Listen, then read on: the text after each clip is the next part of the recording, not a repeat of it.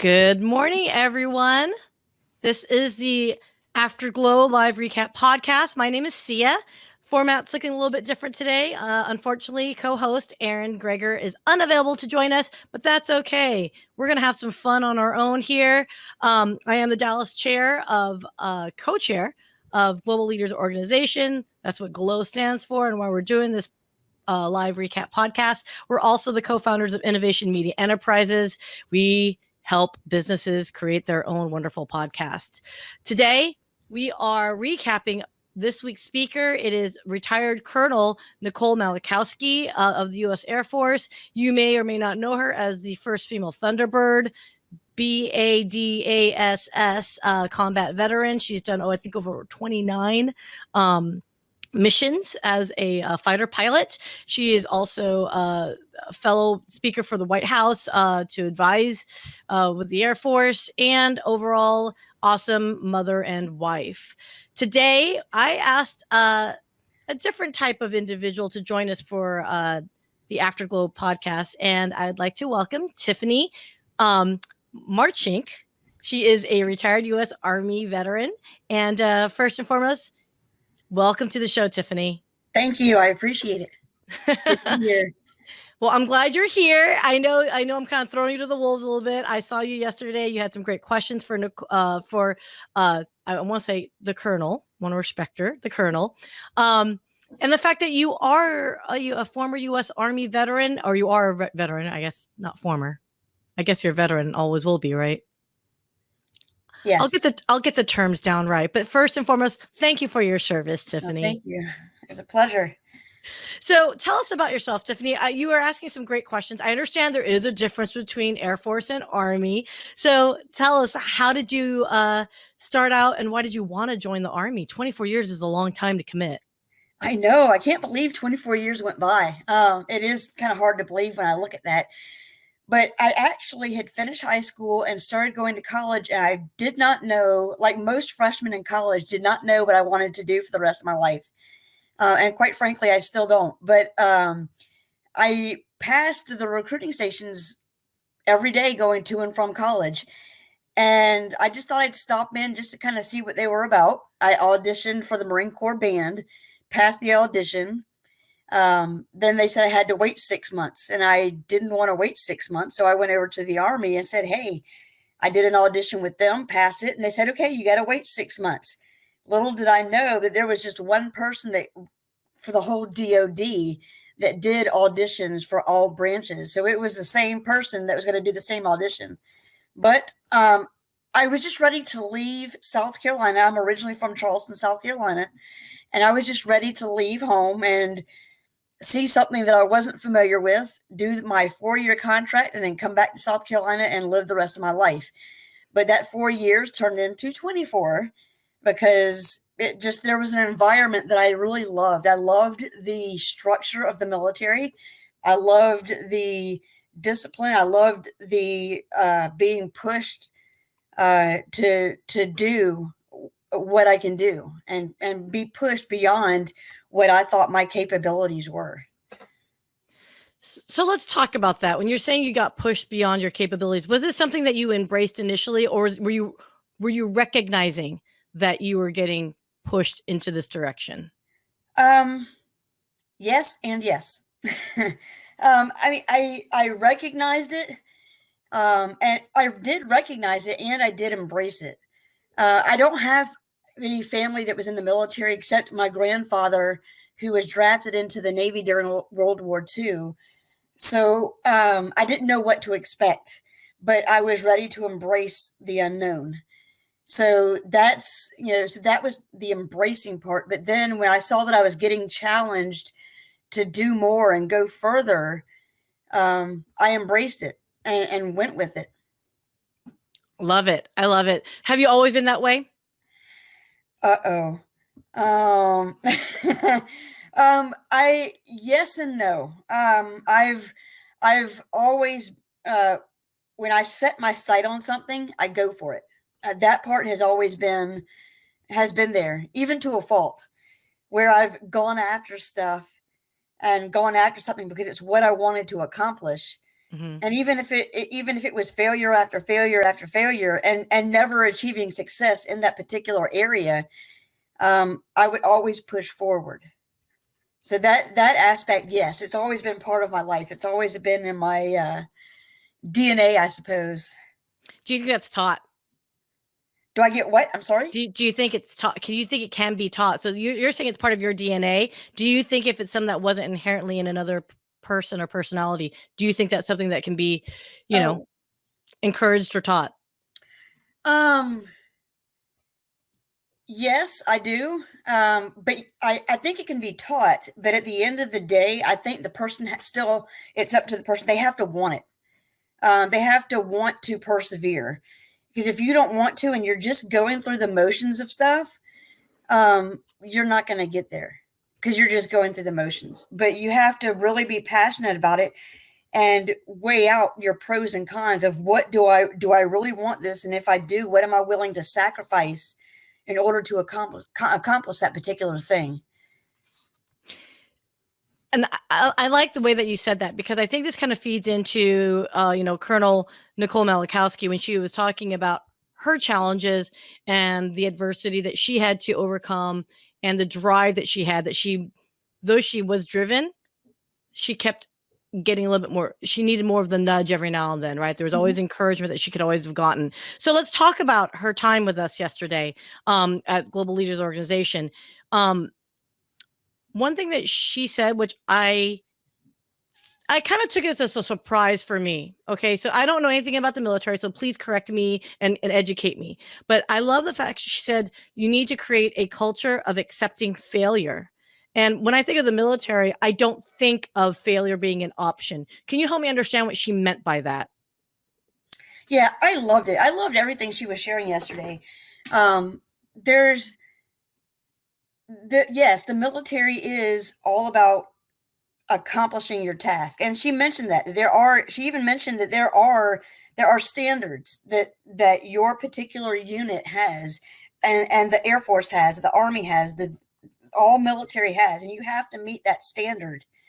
Um, what helps make that standard or meet that standard are people.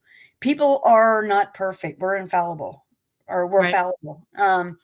So one thing that I would do when I had people under me is if we were given a task to do, and I tasked my people out to accomplish whatever the task was. Um, if they felt like they weren't going to be able to meet the deadline, I would let them know communication is key. You have got to let me know if you see any speed bumps or roadblocks ahead, so that way we can accomplish it together. And if even if that means I have to then go to the person above me and say, "Hey, look, we're going to get this task done, but we're behind the time frame in which you gave us." So just like I want my people to communicate to me, I have to communicate to the people above me. So it's just so that's where I think the you're weighing the military's task-driven accomplishment, failure's not an option kind of thing. Is that we it's all about doing your best to accomplish whatever's at hand. So yes, when you create that, sorry about that. When you create an environment where failure is accepted, the only thing that I would expect of my people, and I imagine it was the same with her, that I expect you to do your best, and that's all I can ask of you.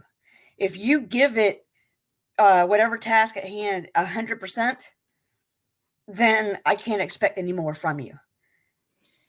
And I get that. I guess I just wonder that 100%, it's such a subjective concept and number, right? Sure. So has there ever been a time where you saw someone that thought they were giving their 100%, but they just simply weren't? For whatever reason, Mhm. they weren't. How did you overcome that? Sure. So I'll give you an example of that kind of puts those together. I had a particular task that had to be accomplished by the end of the day on Friday. And Okay. so on Friday, myself and the eight people that I had under me, were working on it. They were, and let me take that back. They were working on it while I was working on something else. At the end of the day, they did not complete it on time. They also did not communicate with me.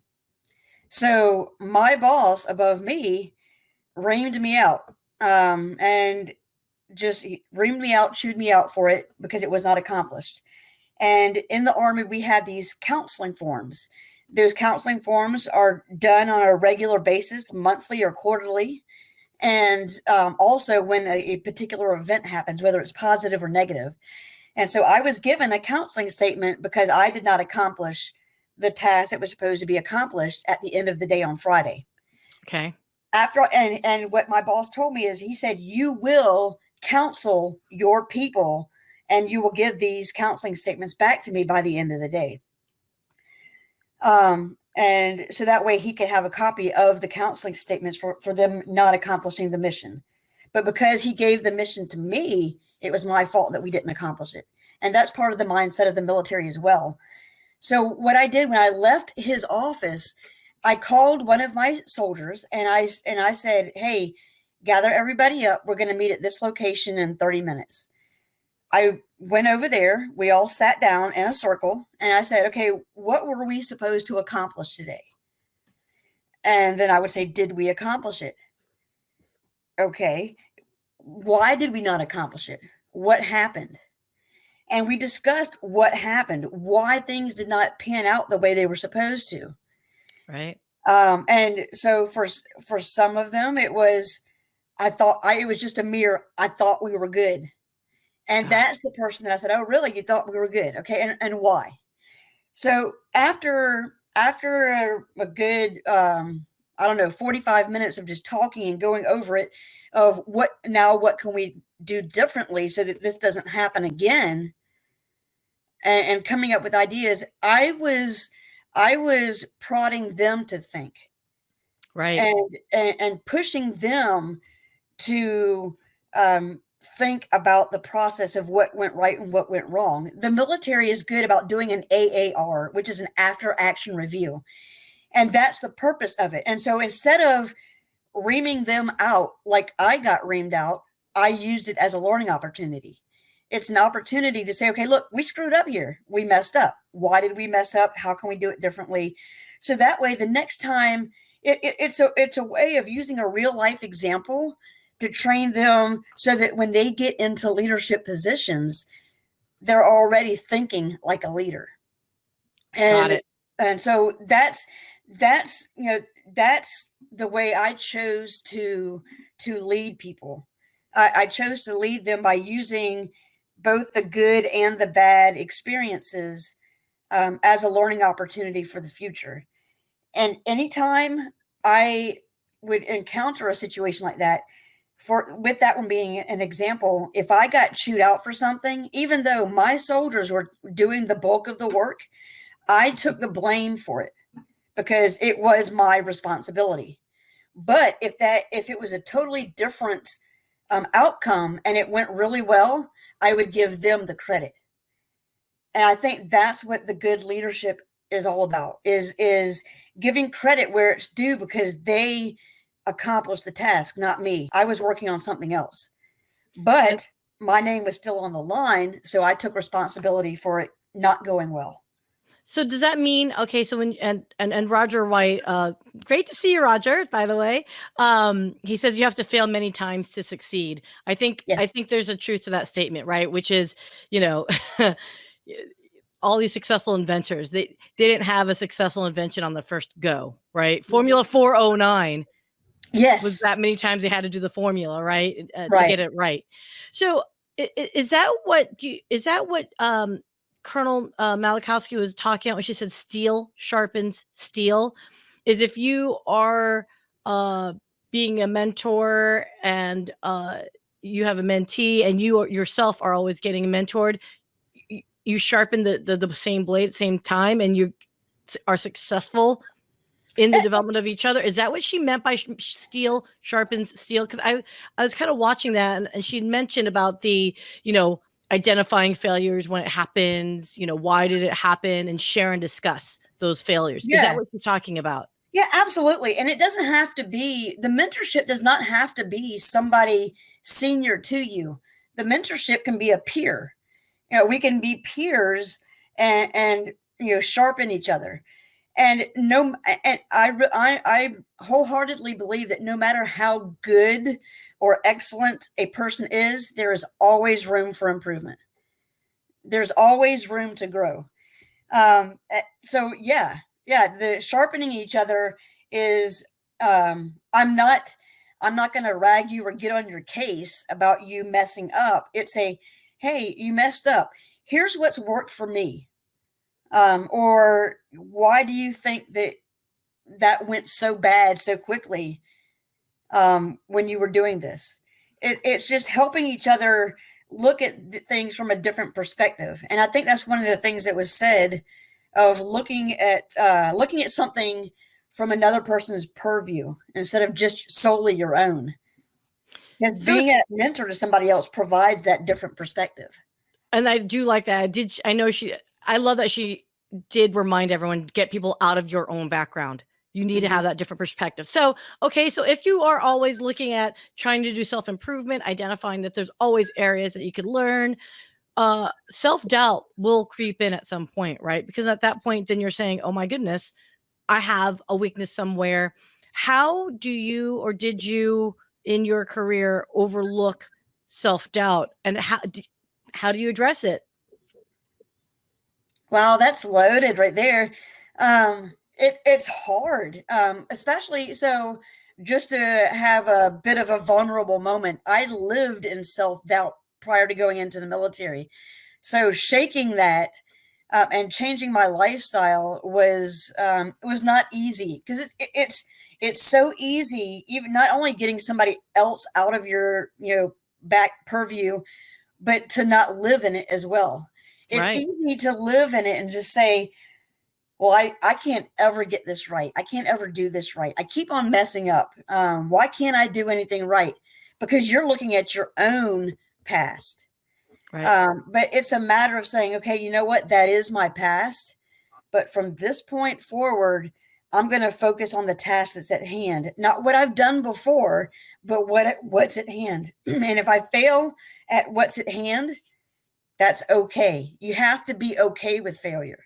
And I think Right. that's the part that a lot of people miss is in order to succeed, you have to be okay with failing. And I think the 409 is the perfect example of that. I've heard people say, why would somebody name a product 409? Because it took them 409 times to get it right. Right. But people buy the product. They don't say, man, you failed 408 times. You're not worth, you're not Yeah. worth looking into. And so I think it's having that same perspective on yourself. If you were to put a number next to every time you fail and then name your business, your product, your whatever, 1062, because that's how many times it took me to succeed. Exactly. You know Then what? There's a quote that she said that I stuck with me, and I'm going to make it into a little meme, is nobody wants to lead a scripted life. yes. I I understand why she said that empowered her to keep her application in for the Thunderbirds. And that's when she was applying for them. And she Mhm. talked herself out of it. And this Brigadier General, and I forgot the guy's name. I didn't write it down fast enough. I was too excited by just writing that quote down. But but she also added, don't write yourself out of the script. Mhm. Right. When there's self-doubt, like some people think I'm going to write myself in. No, don't write yourself out, because we talk ourselves out of things. Oh, yes. Um, we do that to ourselves, but what about people around us? Have you had the naysayers, right? As she said, there was another general that walked up to her and said, you're not going to do well. This is not for you. When she said, at first she was really upset. The other advice she gave, which I loved, 72 hours. Give yourself 72 hours before you respond to something. I think that's genius. Yes. I mean, you seem far more calm than me, but I can tell you 72 hours is a long time for me to shut my mouth up and not have a comment about something that I'm passionate about. But I think that's a great tidbit. But she said that when this guy told her that she respected, that she was not meant for this job or role or whatever that she was going for. Mm-hmm. Her answer was he was not her audience. Yes. And isn't that the coolest idea to think about it? Is she said, "Who are you? What is it you value? What are your priorities? What do you do, and why do you do what you do? Mm-hmm. And who are you doing the end results for?" To me, that's such a hard thing to talk to yourself and keep yourself motivated from the naysayers. So, have you had someone that you respected poo-poo something or discourage you knowingly or unknowingly? And did you recognize it then and there, or did you listen to them? Yes, I was told before I went to go get my physical done for the military, that's not for you. You're not going to make it. You can't do it. Not only did I do those 4 years that I planned on it, I added 2 more decades to it. So I did do it. And many times for me, that can be my motivation of accomplishing something. If I have an interest in something and then you tell me I cannot do it, my response is watch me. And with that, sometimes in that self-talk, I find myself saying, all right, Tiffany, you better not screw this up. You better not mess this up. You've got to do it because you got to prove to that person I can do it. So yeah, I've had that. I've even expressed desires to accomplish things in my future. And when I asked somebody that I trust, what do you think? One person said, well, it's a lot of work. And I said, yes, it is. But that's not what I asked you. I asked you, do you think I can do it? You can do anything you put your mind to it. So basically, what it seemed like that person was telling me was, I don't think you can do it, but I don't want to discourage you. Got it. Yeah, and I'll tell you, go ahead. Sorry. No, go ahead. With the 72-hour rule, and me seeming calm about it. So thank you, because yeah, that is awesome. I haven't heard the 72-hour rule, but I've heard the same principle, whether it be 24 hours or an hour, or step away from this email or phone call and then come back and make it. It's awesome. It really is, because it is so easy to respond to something emotionally. And when you do it, many times I think we regret responding emotionally instead of just holding off and responding to what the issue is with a level head. Right. Well, it's well, in this age of social media, right? We are so quick to respond. Our I'm going to be a keyboard warrior, right? So okay, so the colonel was talking about now shifting it to how to build, can not only overcome adversity within yourself but also within the team context, right? And I liked that she had said that that as leaders and as teams, we need to invest into each other's strengths. How often when you were working, did you have tasks that needed to be done, but may or may not have suited the skill sets of the individual that needed to accomplish it? How were you able to get that individual to be successful at something that maybe it developed them into a strength, or if they just simply was it the wrong assignment to the wrong person? Mm-hmm. Right. So and that does happen. There's a lot of times where you don't have that option or opportunity to say, oh, I wish this person were here because that person I know can knock it out. So you have to give it to somebody, that particular task to somebody where it is their weaker skill set. And there are times, even when the full team is there, you know what? Because especially when it's something that you can, take the time to create that learning experience again, is say, hey, look, I know that this is not your favorite task. It's not your strongest skill set that you have, but let's see if we can improve it and use it. And I think a big part of being able to do that is to know your team, to know your people, because it's too easy, I think, to, when we think about the military, thinking of it as just being a taskmaster and pushing people to accomplish tasks, and that's all there is to it. And I don't care if you like it, but if you use people to their strengths and help those who have a particular skill set that's a weakness, and say, okay, let's work on it. Why is this a weakness of yours? What makes it something that you just hate doing? Now that we know that, how can we look at this particular task that's a weakness and turn it into something that's not dreaded so much, and look at it as something that is more of a way that you can be a member of the team? And there's a phrase that we use all the time in the military is, your team is only as strong as your weakest link. And so if you can only, if you just abhor doing a particular task and can't stand it because you're not good at it, yeah, how are you going to get better at it? Except that you work on it.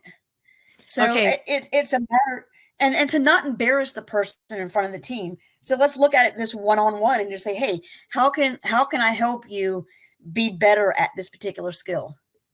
Tiffany, theoretically, I am 100% in agreement with you, but girl, I am never going to get good at laundry, and I don't care how much I practice and you make me do it over and over again. Will I ever be good at laundry?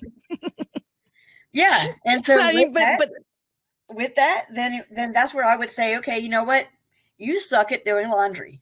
I mean, that's my words of what you just said, right? Yes, yeah. So if you're like, I stink at doing laundry, I just can't do it. Which is better, for you to do laundry and it be done, even though you're not good at it, or wear dirty clothes over and over again? At some point, yeah. I mean, and that's kind of the principle, though, of a task that you're just not good at. It's got to get done, because, and that's the other piece of it too, is to look further into what you're being asked to do. If it's not about, I'm not good at this, so I'm not going to do it. It's looking beyond that and saying it has to get done. There's other people depending on me to get it done. I can't do it as well as others. Something somewhere's got to give. Yeah, that's very true. That's very true. So, I wrote down all these like quotes, and I'm like feverishly trying to find, because the Colonel was like absolutely quotable. I mean, there were so many folks, Dan LeBrod, that actually created a quick meme right after discussion and quoted her. And I was like, son of a, how are you guys so that talented? So Mike, you asked a quote about, and I don't know if you're familiar with this, Tiffany, is what was a quote, something like failure is a price of success? I don't recall that personally. Do you remember if she wrote anything like that? Failure is a price of success. I remember, and I'm looking down at what I wrote. I do remember her saying something to that effect. I don't remember it word for word, but I do remember like adding at the very beginning, she did say something about creating an environment or a platform of you saying it's okay to fail. Right. And it really is, because and I'm trying to think, it seems like she said something too that you can't, it's okay to dream big and risk failure, because if we're not doing that, we're living in not just the, or maybe it was, after she said the thing about living the scripted life, living in a safety zone is not fulfilling. That's true. I don't know if you remember that part. So living in a safety zone is not a fulfilling place to live, but we live in a safety zone because it's comfortable and I'm less likely to fail.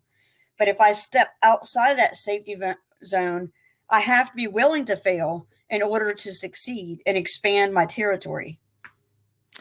So on that note, because we are wrapping up, I can't believe how quickly time goes for us. There was one thing that I liked. We've been talking a lot about failure, but I loved her story when she took off and her instructor said to her, you've got control of this plane. And as she was like, taking off, he took the reins back from her, and he said to her, look around, breathe, and take a moment to see your surroundings. Look at the horizon, look at the fields around you, look at the wing, look at the, engine, whatever. Well, clearly I'm not a pilot. And I love that, because when you take yourself out of that zone of comfort and you are striving to work towards something, sometimes you do have to sit back and then go back and remind yourself there is a comfort zone of, look what I accomplished. So it's kind of like back and forth, right? You can't always be on the, 10, Yeah. level 10 of performance all the time. So, let me ask you this. So, unfortunately, our time is up here. So, Tiffany, I know though you're a tenured and experienced, veteran, you are embarking on a new life post military life. So, what are your futures? What are you? What is your next zone of discomfort? Sure. Because jumping out of one of those planes that she flew was not enough. I She know, flew the right? plane, I jumped out of the plane. So, but right now, so where I'm at is I'm in school, finishing up some education, and down the road, I am looking at starting a nonprofit organization for veterans. This I am at the very beginning of this, so I haven't even started it yet. But it's a transition. It's going to be a nonprofit that treats the whole person of the veteran. Each branch has a program for to transition soldiers or service members out of the military.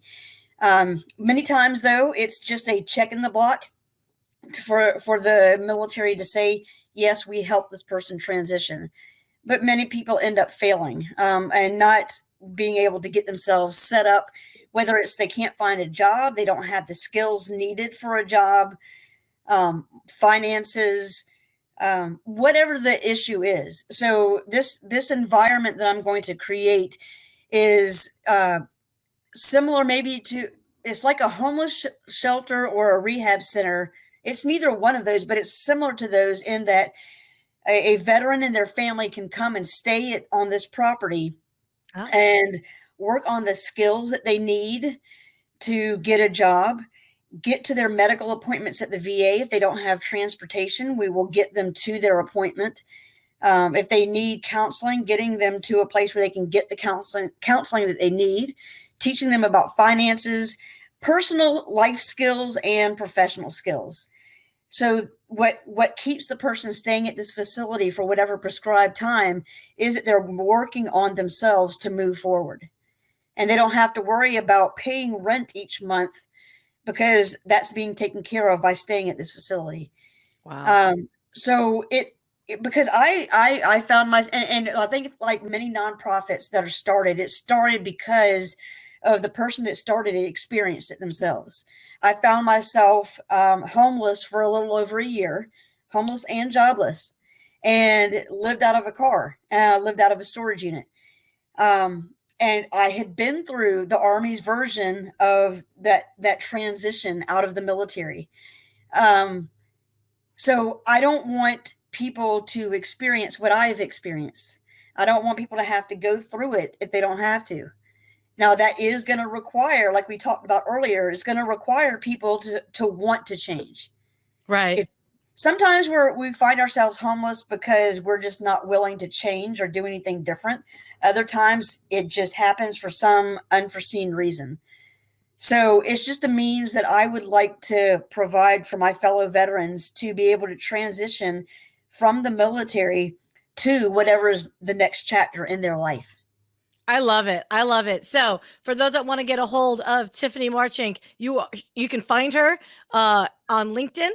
And Yes. I'm sure any investors that might want to work with you and help you on your growth and development. And that's actually what Global Leaders Organization is all about. So though you're early on in your steps for your business, there's a lot of content available to you online. And that's what the platform is about, is giving you accessibility to content like this to help you develop your business, get the business plan together, look at, investors, if that's something that you're seeking access to capital. So on that note, next week, we are very excited to welcome Gino Wickman. He is going to be sharing how you can clarify, simplify, and achieve your vision in business and in personal life.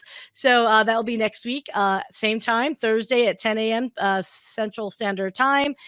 And on that note, Tiffany Martschink, thank you so much for joining us. I know I kind of threw you to the fire, but I really liked hearing your story, and I think you're amazing. I think you're on the right path as you embark on your entrepreneur journey.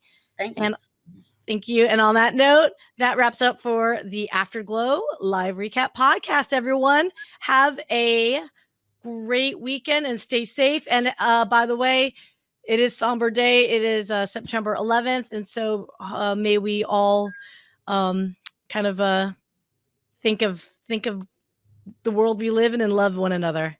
Take care.